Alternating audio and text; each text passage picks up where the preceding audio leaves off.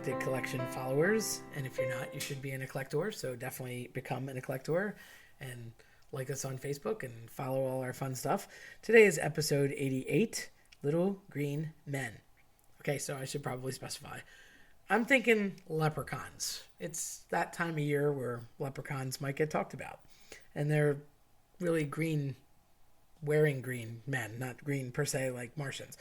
At least we think Martians are green. But wouldn't they be red because they say it's a red planet? But we'll talk about that another time.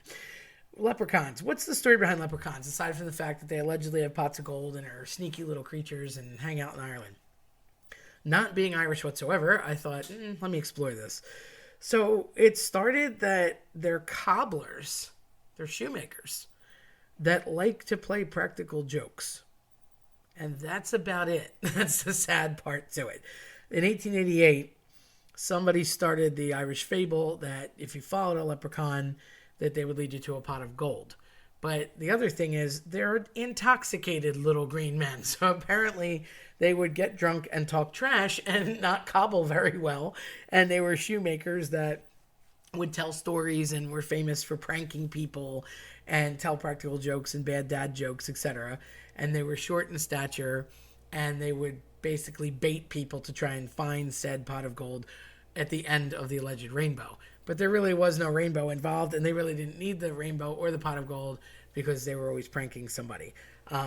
It just kind of stayed as one of those things as an Irish, like luck of the Irish sort of symbol, and that was that. But if they had their druthers about them, I think that they would prefer the Blarney Stone or an actual four-leaf clover to a leprechaun.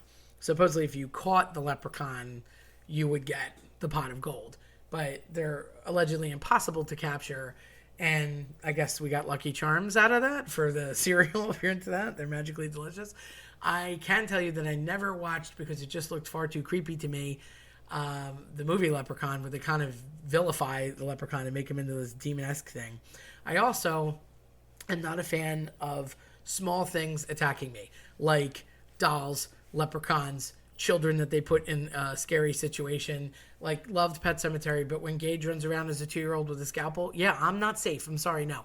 So I draw the line, as much as I love horror, with little things that can attack me that I don't know are attacking me. No thanks.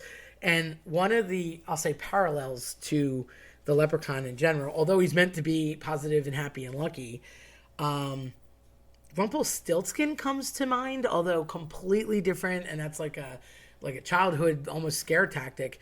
It's the same idea. You have like a short man with a small stature that is a prankster and kind of tricks you, and in his trickery, gets more out of you than you get in return. So it's almost like a live monkey's paw, whereas the leprechaun's not supposed to be that way, but he usually wins in the end. And I think that's why they associate that symbol with luck, because luck is luck and you can't really track it. But also, like, if you think of a casino, they'll have like Luck of the Irish, so they'll have a leprechaun or a little pot of gold, because you're never going to catch it. Like, the house always wins. It always goes back to, you might have had a lucky night and good luck, but it's not typical. If you're going to win, especially in a casino situation, you better take your money and run and get out of there, because they want you to put it back in to the slot machine or the blackjack table or whatever you're playing. And often they have the slots that you'll see, a big leprechaun and a 4-leaf clover and Luck of the Irish or a little pot of gold. And you never seem to get that pot of gold because the house always wins. So I feel like it's a prank tease to be like, ha, ha, ha, ha, ha, you're going to get luck. Oh, no luck for you. So it all started with the leprechaun. But there's really not much to it, and I thought there'd be a lot more behind it. And there's not. So that's the leprechaun story. And don't watch that movie. It's scary. It's kind of like lame scary, but it's still scary. Unless you don't like small things like me.